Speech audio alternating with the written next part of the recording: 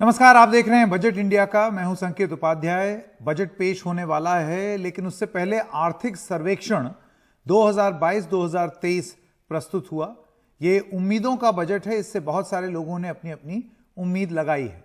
तो आइए सबसे पहले आपको बताएं कि जो इकोनॉमिक सर्वे होता है, आर्थिक सर्वेक्षण 2022-2023, वो क्या कहता है। दरअसल ये एक लेखा जोखा भी है और एक प्रोजेक्शन है कि आगे किस तरीके के खर्चे हो सकते हैं और किस तरीके से पैसा कमाया जा सकता है सरकार द्वारा। तो यह सर्वेक्षण क्या कहता है? वित्त वर्ष 2023 में अर्थव्यवस्था कोविड महामारी से पूरी तरह उभरी है।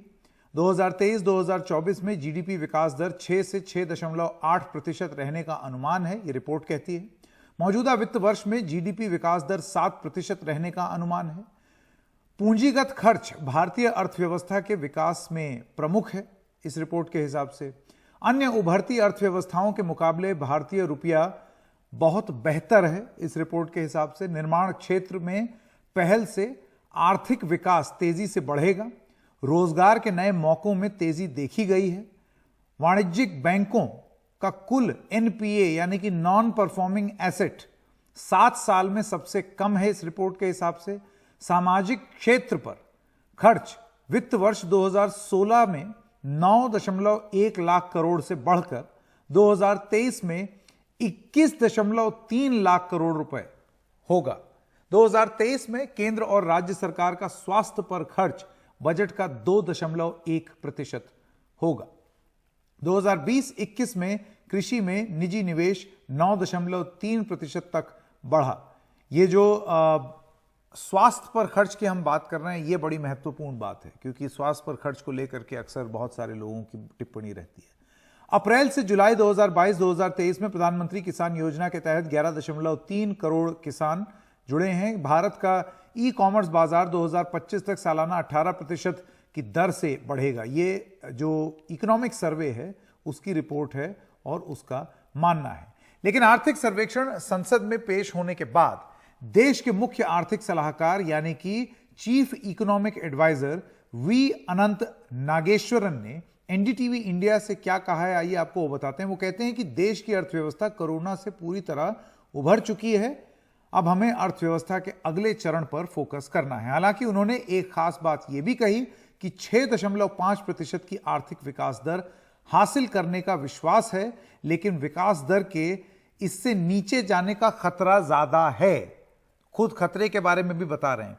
3.5% से ऊपर बढ़ने के मुकाबले 6% से नीचे गिरने की आशंका भी ज्यादा है। उनसे बात की हमारे सहयोगी हिमांशु शेखर मिश्र ने। Survey looks ahead to the medium term because the pandemic response and recovery phase is over. In fact, chapter 1, the title itself says, State of the Economy, Recovery Complete. And therefore, after a long time, we have banking, non-banking and corporate sectors with healthy balance sheets, and they are ready to borrow and lend and invest. So we don't have to speak about pandemic recovery anymore. We have to look ahead to the next phase of India's economic growth process. जो आर्थिक विकास की क्या रफ्तार होगी नए साल में, इसको लेके आपने महत्वपूर्ण प्रोजेक्शंस किए हैं और एक फोरकास्ट आपने दिया है कि 6 से 6.8% जीडीपी ग्रोथ फोरकास्ट है 2023 का। इसका आधार क्या है?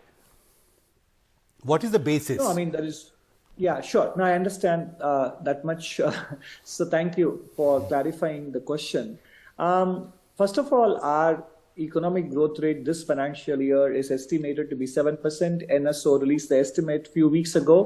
So the momentum in the economy is going to continue. Of course, although the third and the fourth quarter growth rates will be slightly lower, there is no, if you look at the historical patterns, there is no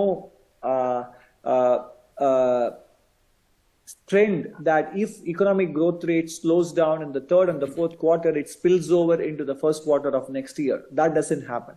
So overall, we are confident about the economy achieving a growth rate of around 6.5%, but downside risk is higher because currently industrial production, credit growth, private sector investment, private consumption, all of them are growing at a reasonable rate, and the trend will continue. Of course, any statement about economic growth is always subject to assumptions. Underlying assumptions is that commodity prices will not again go back up like we did in 2022.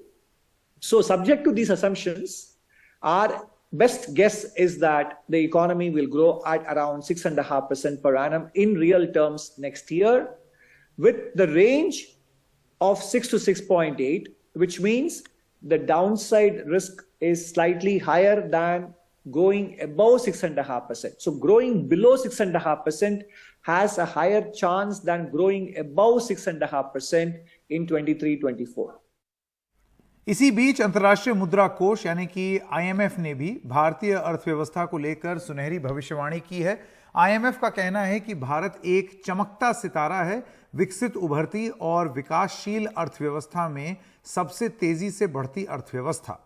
बाहरी प्रतिकूल परिस्थितियों के बावजूद बढ़िया घरेलू मांग, इस साल वैश्विक विकास में आधी हिस्सेदारी भारत और चीन की है। वैश्विक विकास का अनुमान 2.7% से बढ़कर 2.9% हुआ है।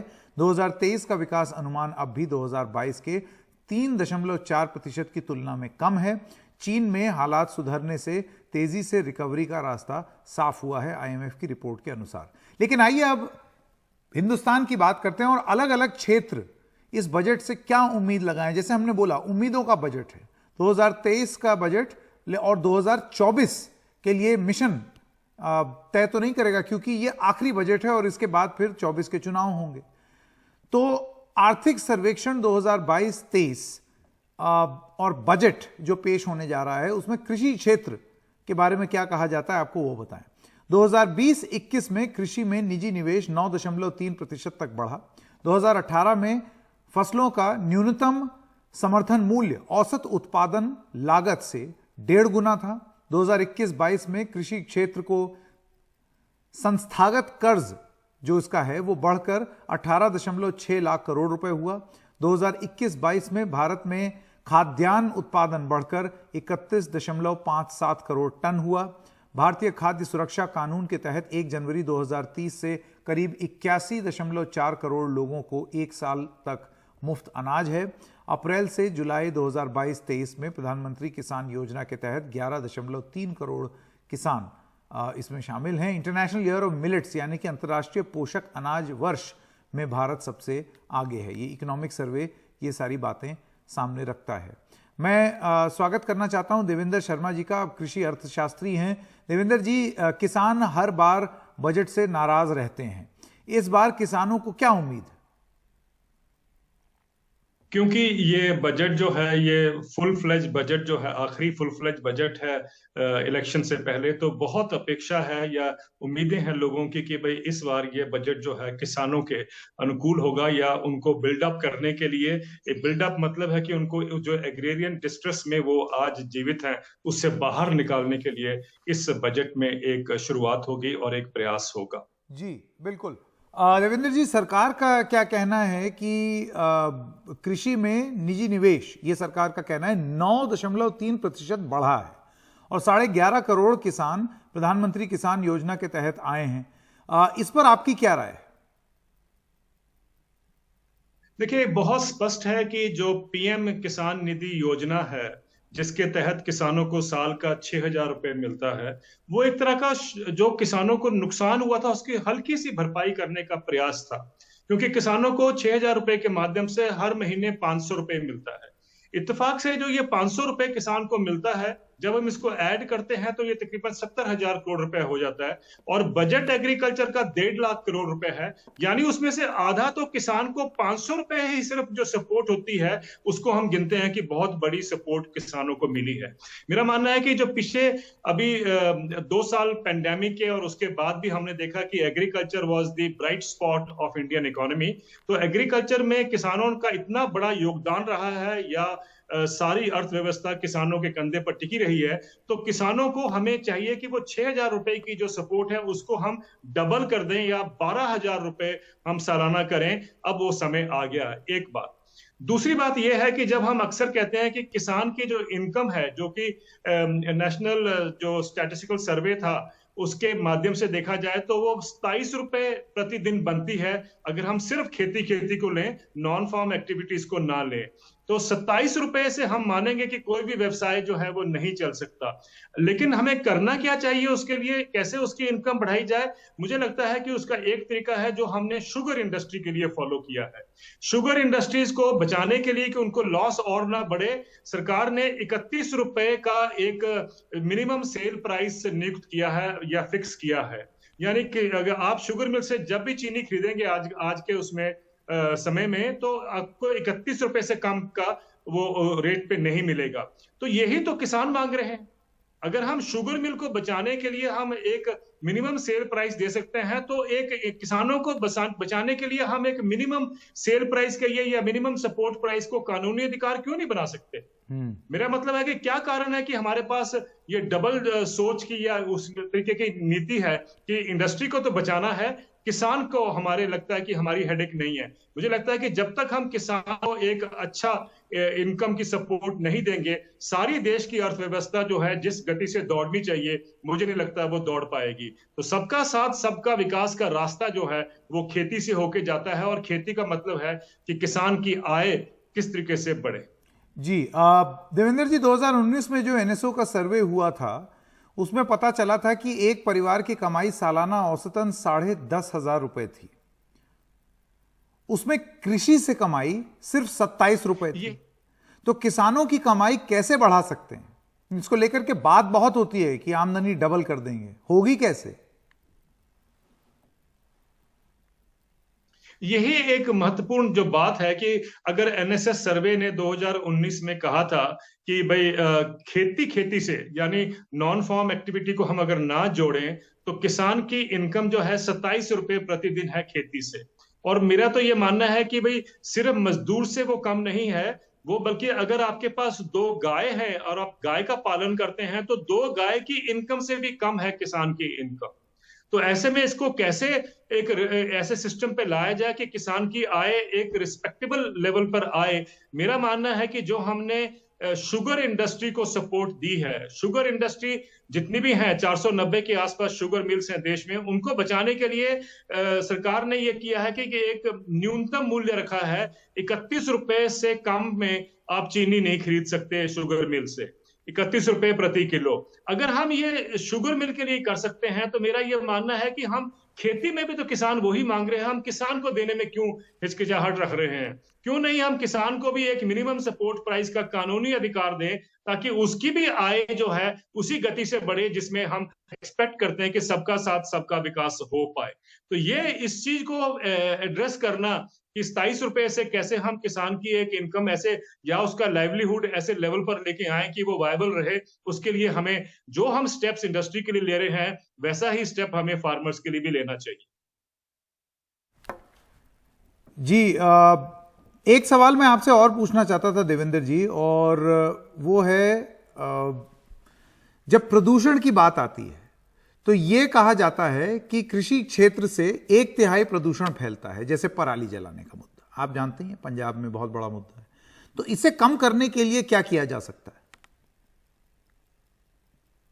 आज दुनिया में एक ऐसा समीकरण बन चुका है या ऐसी एक अंडरस्टैंडिंग आ गई है कि अगर जिस क्लाइमेट इमरजेंसी में हम आज रह रहे हैं, चाहे भारत हो चाहे दुनिया का कोई भी देश हो, उसमें जो ग्रीन हाउस गैस एमिशंस हैं, जो एमिशंस हैं, वो बेसिकली 1/3 जो है वो एग्रीकल्चर से आते हैं। ये ग्लोबल अगर हम उसकी एवरेज देखते हैं तो 1/3 जो एनवायरमेंटल या क्लाइमेट चेंज के प्रति जो गैस एमिशंस होते हैं, जो उसको चेंज कर रहा है क्लाइमेट को, वो एग्रीकल्चर से आते हैं। यानी कि जो इंटेंसिव एग्रीकल्चर है जिसमें बहुत सारा केमिकल फर्टिलाइजर यूज होता है, बहुत सारा पेस्टिसाइड यूज होता है, बहुत सारे मैन्युफैक्चरिंग प्रोडक्ट्स हैं वो उसका उपयोग होता है, वो जो है उसके करके जो गैस एमिशंस होते हैं, मुझे लगता है कि उसको बदलना पड़ेगा। उसके लिए हमें केमिकल फार्मिंग से नॉन केमिकल फार्मिंग की तरफ जाना पड़ेगा।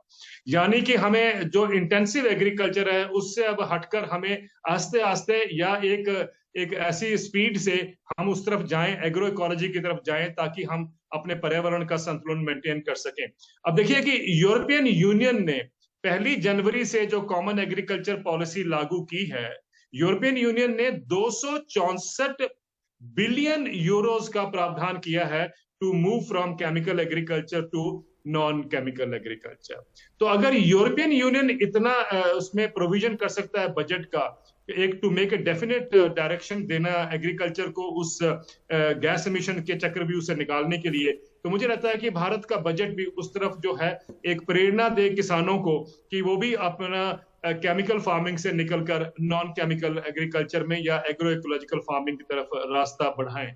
और ये इसलिए भी जरूरी है कि हम सब जानते हैं कि वो सारे उसके सिवाय अगर हम सोचे सिर्फ क्लाइमेट जो इमरजेंसी में हम हैं, नहीं, उसके साथ ह्यूमन हेल्थ के इम्पैक्ट जो हैं, उसमें जो जमीन का पानी का जो दोहन हो रहा है, जो सॉइल की जो हेल्थ है वो डिस्ट्रॉय हो चुकी है, उस सब का समाधान जो है वो हमें केमिकल फार्मिंग से निकलकर नॉन केमिकल फार्मिंग में मिल सकता है। तो अगर हम ये दो डायरेक्शन लेके चलते हैं कि एक किसान को एक गारंटेड इनकम और दूसरा हम एग्रो इकोलॉजी की तरफ बढ़ने का रास्ता, मुझे लगता है कि हमने एक जो अमृत काल का एक पीरियड है या उसमें हम अपेक्षा करते हैं कि एग्रीकल्चर जो है वो second engine of economic growth बन सकता है। ये आपने एक जरूरी बात बोली है, इसी वजह से हमने कृषि क्षेत्र से ही शुरुआत की इस कार्यक्रम की, कि जान लें किसान के दिल में क्या है, किसान का दर्द क्या है और बजट से उसको क्या उम्मीद है। देवेंद्र जी, आपका बहुत बहुत धन्यवाद। आइए अब बात करते हैं टैक्स की। किसानों की बात कर ली, अब बात की जाए मध्यम वर्ग की, क्योंकि उम्मीदों के बजट में जो मध्यम वर्ग है उसको टैक्स स्लैब में बड़ी रुचि रहती है। तो क्या होगा बजट में? अब आपको बताते हैं कि अप्रैल से नवंबर 2023 में कलेक्शन बेहतर हुआ, 2022 में माफ कीजिएगा। पहले 8 महीनों में कलेक्शन पूर्व के इसी दौर के औसत से कहीं ज्यादा है।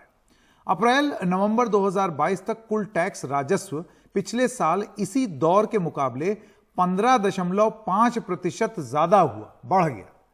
अब बात कर लेते हैं जीएसटी की। तो डायरेक्ट टैक्स था, यानी कि income tax. Goods and service tax का क्या हाल है?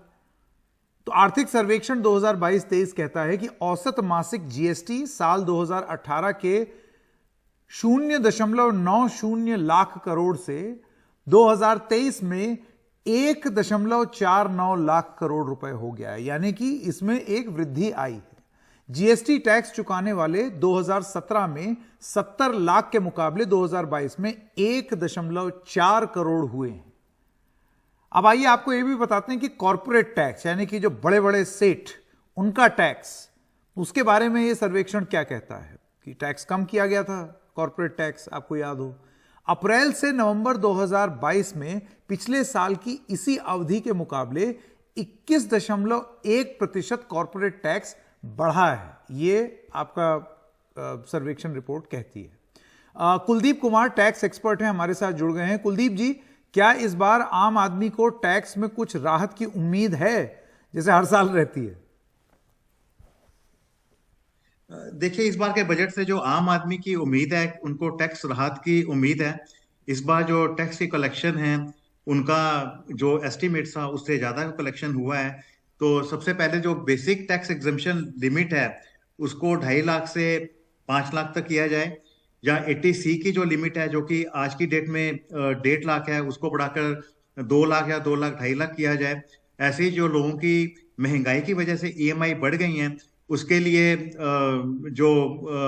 जो हाउसिंग लोन इंटरेस्ट की डिडक्शन है 2 लाख से बढ़ाकर उसको 2.5 से 3 लाख कर दिया जाए। इसके अलावा अगर आप देखें कि 2 साल पहले गवर्नमेंट ने नया न्यू टैक्स रजीम को लेकर आए थे, तो उसमें पाया कि उसके कोई इतने ज्यादा लोगों ने उसको सिलेक्ट नहीं किया है। तो उसके क्योंकि उसमें जो न्यू टैक्स रजीम है उसमें करीब 70 ऐसी डिडक्शन एग्जम्पशन है जिसको कि एक टैक्स पेयर को गिव अप करना चाहता है। तो इसलिए न्यू टैक्स रजीम है वो कोई ज्यादा अट्रैक्टिव नहीं है। तो हो सकता है कि इस साल के बजट में न्यू टैक्स रजीम को ओवर अट्रैक्टिव बनाया जाए, जिसमें कुछ डिडक्शन जैसे कि स्टैंडर्ड डिडक्शन होगी, या HRA की, या LTA की, या ATC वगैरह की, ऐसी डिडक्शन को दे दिया जाए, जिससे कि लोग टैक्स पेयर के हाथ में थोड़ा और पैसा जाएगा, उनको महंगाई से लड़ने के लिए उनके पास पैसा बढ़ेगा, और थोड़ा हमारी कंजम्पशन को पुश करने में भी इसमें मदद मिलेगी।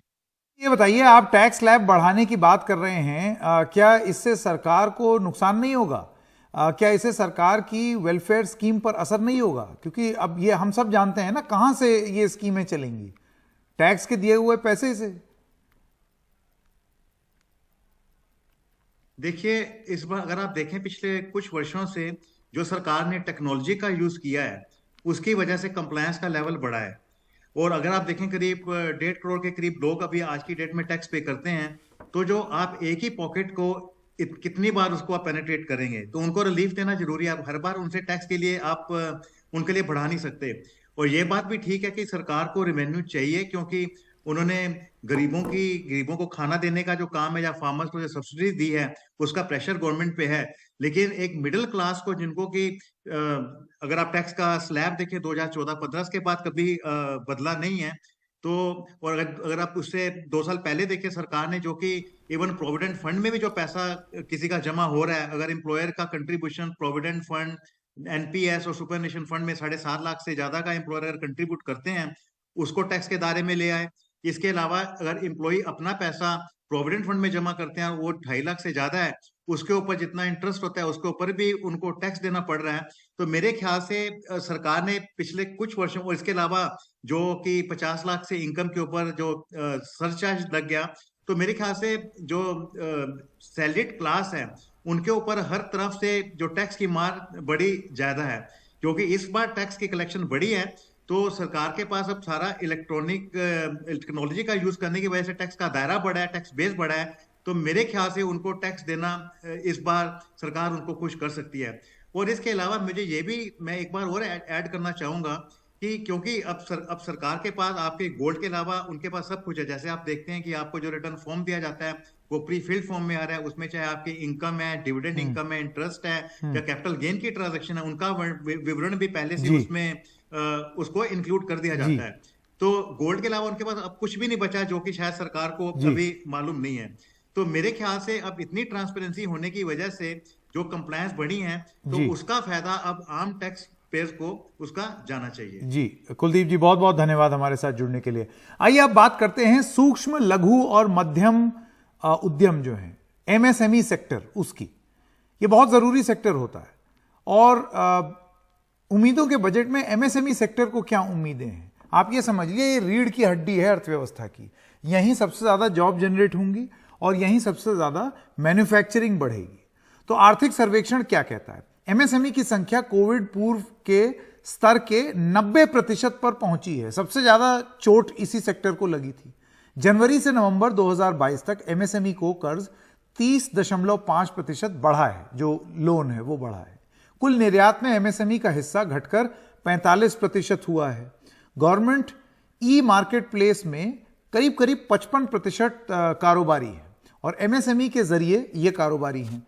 गवर्नमेंट के ई मार्केट प्लेस यानी जीईएम का लक्ष्य सार्वजनिक खरीद में पारदर्शिता और तेजी लाना है।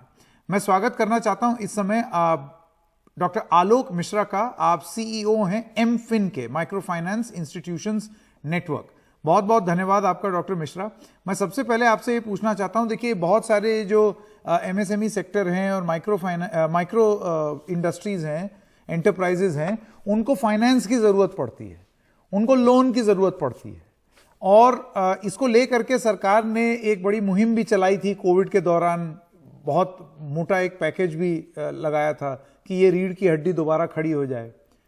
आपका अनुभव क्या रहा है कि अभी कितना चोटिल है एमएसएमई और फंड्स को लेकर के क्या स्थिति है और क्या उम्मीदें हैं बजट से? धन्यवाद संकेत जी। देखिए, आपने जो कहा कि कोविड की मार सबसे अधिक इसी सेक्टर को पड़ी थी, वो एकदम सत्य है। और रिकवरी हो रही है, लेकिन अभी भी बहुत सी सहायता की उनको अपेक्षा है। लेकिन कोविड के पहले भी अगर हम देखें, तो जैसा आपने पहले ही अपने उसमें कहा कि प्रायतः 90% जो एमएसएमई का कंपोजिशन है वो माइक्रो और माइक्रो से नीचे नैनो एंटरप्राइजेस का है। और वहाँ पे अगर हम क्रेडिट गैप को, सिर्फ क्रेडिट की बात करें, वैसे तो एमएसएमई सेक्टर में कई चीज़ों की इश्यूज हैं। स्किल्स का इशू है, टेक्नोलॉजी का इशू है, रिसीवेबल्स का इशू है, टैक्स का इशू है। बट अगर हम सिर्फ क्रेडिट गैप की बात करें तो ऑलमोस्ट किसी भी आप रिपोर्ट को देखेंगे तो उसमें कहा जाता है कि अराउंड माइक्रो और नैनो एंटरप्राइजेस में अभी भी 60 से 70% जो फाइनेंसिंग है वो स्वयं कहीं से अरेंज करके वो करते हैं, इनफॉर्मल सोर्सेज से, फ्रेंड्स, फैमिली, रिलेटिव से। सो एक बड़ा क्रेडिट गैप वहाँ पे है। और उसको करने के लिए कैसे उसको किया जाए, गवर्नमेंट ने कई स्टेप्स लिए हैं। जैसा कि आप जानते हैं, मुद्रा लॉन्च हुआ था कई सालों पहले, 6-7 साल हो गए हैं, और क्रेडिट गारंटी स्कीम भी कोविड में दी थी, लेकिन अभी बहुत काम करने की जरूरत है। अब मैं आता हूं आपकी बात, जब आपने कहा कि और आपकी बजट से क्या अपेक्षाएं हैं और क्या क्या करना चाहिए। तो हमने बजट में, तो बिकॉज हम financing institutions, NBFC, MFI, small finance banks के ही देखते हैं जो माइक्रो फाइनेंस करते हैं, तो हमने तो क्रेडिट के बारे में ही रिक्वेस्ट किया है। और मूलतः 3 प्रकार की रिक्वेस्ट हैं। एक कि रीफाइनेंस की जो फैसिलिटी है वो कहीं सिडबी ऐसे डीएफआई में एक लार्ज कॉर्पस बना के रखी जाए, ताकि जो बैंकों से लोन एनबीएफसी को जाता है, और ये इसलिए जरूरी है क्योंकि एनबीएफसी ही रिटेल लोन, जो छोटे लोन होते हैं 35,000, 50,000, 75,000, 1 लाख, इसमें फीट ऑन द ग्राउंड चाहिए होता है। ये एनबीएफसी का कॉस्ट स्ट्रक्चर ही कर सकता है, और वो उसमें स्पेशलाइज्ड भी हैं, जैसे कि माइक्रो फाइनेंस इंस्टीट्यूशन। तो उनके लिए एनबीएफसी, एमएफआई को एक क्रेडिट लाइन बनी रहे, इसके लिए बैंक से लोन मिलता है, लेकिन उसमें स्थायित्व तो अक्सर नहीं रहता है, कभी कम होता है, कभी ज़्यादा हो जाता है इकोनॉमिक साइकिल पे। तो हमने कहा है इसके लिए एक डेडिकेटेड रीफाइनेंस फैसिलिटी अगर सिडबी में बना दी जाए, या नाबार्ड भी कंसीडर किया जा सकता है, तो उससे बहुत फायदा होगा। दूसरा, हमने कहा है कि जो कोविड पैंडेमिक में गवर्नमेंट ने क्रेडिट गारंटी स्कीम लाई थी, उससे बहुत लाभ हुआ, और उसमें क्रेडिट गारंटी, अभी भी गवर्नमेंट ने सॉवरेन गारंटी दी थी, लेकिन उस गारंटी का एक भी पैसा इन्वोक नहीं हुआ, मतलब पैसा एनपीए नहीं हुआ कि बैंक्स ने वापस गवर्नमेंट को बोला कि आप गारंटी कवर दीजिए। तो अभी भी जब रिकवरी की जरूरत है सेक्टर में, तो उस गारंटी स्कीम को थोड़ा इनलार्ज करके फिर से लगा देना चाहिए। और तीसरा, इक्विटी की बहुत प्रॉब्लम रहती है, तो वो इक्विटी के लिए एनबीएफसी, एमएफआई की इक्विटी के लिए हमने रिक्वेस्ट किया है कि government India micro finance equity fund का कॉर्पस बढ़ाए और उससे सैंक्शंस को जरा गति दे। जी डॉक्टर मिश्रा, बहुत बहुत धन्यवाद विस्तार से अपनी बात रखने के लिए। आपका एमएसएमई सेक्टर को क्या चाहिए उसके लिए आपने जो बताया। आइए अब बात करते हैं नौकरी की। नौकरी एक बहुत बड़ी चीज़ है। अब अगर हम नौकरियों की बात करते हैं तो इसको लेकर के नौकरियां बढ़ाने के लिए और उद्योग जो हैं वो और नौकरी जनरेट करें, वो कैसे करें? वो तब करें अगर उनको कुछ ऐसी लाभ होता हुआ दिखे सरकार की ओर से। तो आर्थिक सर्वेक्षण 2022-23 में प्रोडक्शन लिंक्ड इंसेंटिव यानी कि पीएलआई का कुछ असर देखने को मिला, ये आर्थिक सर्वेक्षण कहता है। उम्मीद के बजट में रोजगार एक बड़ा मुद्दा है। 3.85 लाख करोड़ रुपए का उत्पादन और बिक्री, रोजगार के 3 लाख नए मौके पैदा हुए, ऐसा रिपोर्ट कहती है। शहरी बेरोजगारी दर में कमी देखी गई है।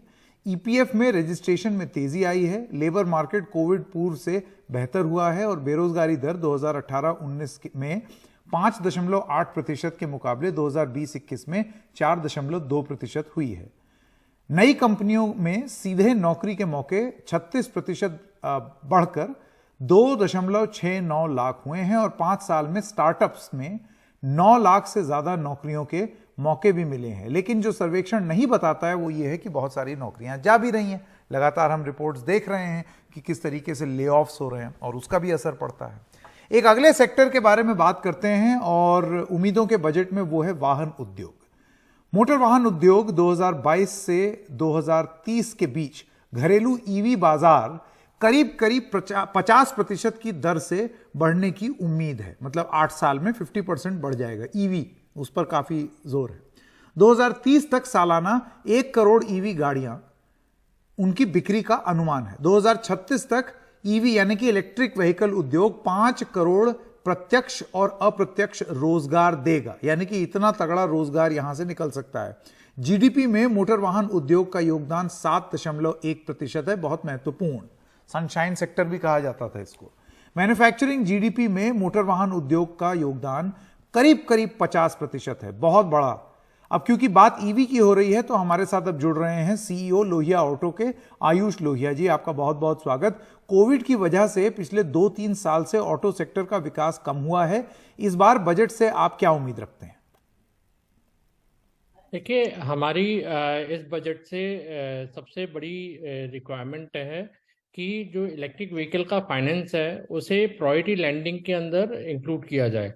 वो हमारी एक सबसे बड़ी ज़रूरत है, क्योंकि आज भी रिटेल फाइनेंस बहुत इजीली अवेलेबल नहीं है इलेक्ट्रिक व्हीकल्स के लिए। तो अगर हमारे को वो बेनिफिट मिलता है तो उससे बहुत ज़्यादा प्रोत्साहन मिलेगा इसमें कोई दो राय नहीं है। दूसरा, इस बजट से हम ये एंटिसिपेट करते हैं कि जो बैटरी के ऊपर जीएसटी है उसे भी कम किया जाए। अभी लिथियम आयन बैटरी पे भी जो इलेक्ट्रिक व्हीकल के लिए यूज होती हैं वो 18% की जीएसटी लगती है। तो हमारी उम्मीद और हमारी इस बजट में ये एक्सपेक्टेशन है कि वो बजट में जीएसटी को भी 18% से घटा के 5% किया जाए।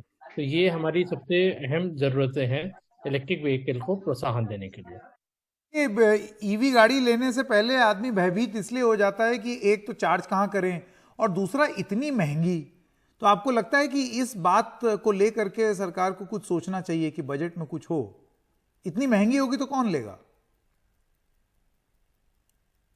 आपने एकदम सही कहा। आज की तारीख में अगर हम व्हीकल का प्राइस इंक्लूडिंग बैटरी कंपेयर करते हैं किसी भी इंजन वाले इंटरनल कंबशन इंजन से, तो उसके प्राइस डेफिनेटली ज़्यादा रहते हैं। लेकिन आपको साथ में ये ध्यान भी रखने की ज़रूरत है कि जो हमारा व्हीकल है, इलेक्ट्रिक व्हीकल है, उसमें जो बैटरी की कीमत है, एक तरीके से आप अगले 5 साल 7 साल का फ्यूल अपने साथ ऑलरेडी खरीद रहे हैं जब गाड़ी खरीदते हैं। तो उसकी वजह से ये कीमत जो है व्हीकल की ज़्यादा हो जाती है। और थोड़ा 2 साल में अगर हम देखते हैं कि पिछले 2 सालों में मटेरियल कॉस्ट, चाहे वो एल्यूमिनियम हो, मेटल हो, उसमें भी काफ़ी बढ़ोतरी हुई है, जिसकी वजह से, या लिथियम है जो एक रेयर मतलब बहुत कम जगहों पे अभी उपलब्ध है, उस हिसाब से उसकी कीमत काफ़ी बढ़ी है। इस वजह से पिछले 2 से 3 साल में व्हीकल की कीमत ज़रूर बढ़ी है। जो हमें लगता है आने वाले समय में, क्योंकि अब प्रोडक्शनाइजेशन इंडिया में भी होना बैटरी का शुरू हो गया है और मेटल की कॉस्ट भी काफ़ी कम हो गई हैं, तो उस हिसाब से डाउन द लाइन हमें लगता है कि प्राइजेस वापस कम होंगे। अच्छा, ये तो एक बात हो गई लोहिया जी। अब दूसरी बात करते हैं चार्जिंग। मैं ईवी ले भी लूं, वो प्लग लेके कहाँ खड़ा रहूंगा? तो चार्जिंग स्टेशन और उससे जुड़ी सुविधाएं अभी भी बहुत कम हैं। इस वजह से लोग ईवी गाड़ियों से थोड़ा सा बचते हैं, वो हाइब्रिड की ओर ज्यादा जा रहे हैं। तो इस हिचक को दूर करने के लिए क्या किया जाए? तो चार्जिंग इंफ्रास्ट्रक्चर देखा जाए तो जो इलेक्ट्रिक 2 व्हीलर और 3 व्हीलर सेगमेंट है उसमें बहुत ज़्यादा चार्जिंग इंफ्रास्ट्रक्चर की ज़रूरत नहीं है। आप होम चार्जिंग से भी व्हीकल आराम से चार्ज कर सकते हैं। लेकिन अगर हम कार्स, बसेस और इन सारे बड़े गाड़ियों की बात करते हैं तो वहाँ पे डेफिनेटली चार्जिंग इंफ्रास्ट्रक्चर की नीड है और गवर्नमेंट ऑलरेडी काफ़ी प्रोत्साहन दे रहे हैं। अगर हम देखते हैं अक्रॉस इंडिया अलग अलग स्टेट्स में, अलग अलग सिटीज़ में हाई चार्जिंग, फास्ट चार्जिंग की सुविधाएं उपलब्ध हो रही हैं। और मेरे को लगता है वो आने वाले समय में, समय के साथ जैसे जैसे व्हीकल्स ऑन रोड बढ़ेंगे वैसे वैसे चार्जिंग की सुविधाएं भी, जो फास्ट चार्जिंग की सुविधाएं, वो रोड पे बढ़नी शुरू हो जाएंगी। तो एक दूसरे से काफ़ी हद तक लिंक्ड है जब हम बात करते हैं चार्जिंग इंफ्रास्ट्रक्चर की। लेकिन जो 2 व्हीलर और 3 व्हीलर है उसमें बहुत ज़्यादा रिक्वायरमेंट नहीं है चार्जिंग इंफ्रास्ट्रक्चर की। हाँ, एक चीज़ और भी ये है कि जो लोगों के मन में डर रहता है कहीं आग ना लग जाए, बहरहाल तो वो सेफ्टी सिक्योरिटी भी एक मेजर कंसर्न रहता है। लेकिन मैं आपसे एक ओवरऑल जो उद्योग है उससे संबंधित एक सवाल पूछना चाहता हूं। कोविड से पहले ऑटो सेक्टर जिस लेवल पर था उस पर पहुंचने के लिए आपके हिसाब से कितना समय लगेगा? क्योंकि चिप शॉर्टेज भी हो गई और तमाम। देखिए, मेरे को लगता है हर एक कैटेगरी के हिसाब से कैटेगरी मूव करेगी। अगर हम 2 व्हीलर और 3 व्हीलर देखें, जैसे 3 व्हीलर ऑलरेडी 5-7 साल से काफ़ी स्ट्रॉन्ग तरीके से आगे बढ़ रहा है और हमारे को लगता है अगले 2 से 3 साल के अंदर इलेक्ट्रिक 3 व्हीलर काफ़ी मेजर शेयर, ऑलरेडी 50% से ज़्यादा के जो व्हीकल्स हैं आज की तारीख में 3 व्हीलर में इलेक्ट्रिक व्हीकल ने मार्केट शेयर ले लिया है। हमें लगता है कि ये अगले 2 से 3 साल में 70-80% मार्केट शेयर पे पहुंच जाएगा। और अगर हम 2 व्हीलर की बात करें, 2 व्हीलर अभी भी 2% पे ही है, तो हमें लगता है आगे by 2030 it will be in a leading position again and every new vehicle जो भी नया गाड़ी की वो 30-40% जो है इलेक्ट्रिक व्हीकल की होनी चाहिए। तो आने वाला समय बहुत प्रॉमिसिंग है और हमें लगता है कि कैटेगरी वाइज जैसे कार्स को पूरी तरीके से सेल बढ़ने में अभी बहुत और से ज़्यादा समय लगेगा, 2030 के बाद होगा। लेकिन 2 व्हीलर और 3 व्हीलर सबसे ऐसे प्रोडक्ट कैटेगरीज हैं जो सबसे ज़्यादा शिफ्ट होंगे और बहुत जल्दी स्विच होगी ये पूरी इंडस्ट्री में। बिल्कुल। लोहिया जी, आपका बहुत बहुत धन्यवाद हमारे साथ जुड़ने के लिए। तो इस कार्यक्रम में हमने जो करने का प्रयास किया है वो आपको बता दें कि एक एक करके जो सेक्टर्स हैं उसमें हमने बांटा और उस सेक्टर्स के जो विशेषज्ञ हैं उनसे हमने बात की कि उनको क्या उम्मीदें हैं इस बजट से। उम्मीदों का बजट है, चुनाव से पहले आखिरी बजट अब से कुछ देर में पेश होगा। तो किसान क्या उम्मीद रखते हैं, एमएसएमई सेक्टर क्या उम्मीद रखता है, मध्यम वर्ग टैक्स के दृष्टिकोण से क्या उम्मीद रखता है, जॉब्स सेक्टर में लोगों को क्या उम्मीदें हैं, और आपका जो ऑटोमोबाइल सेक्टर है वो क्या उम्मीद रखता है, ये सब बात आपने जान ली।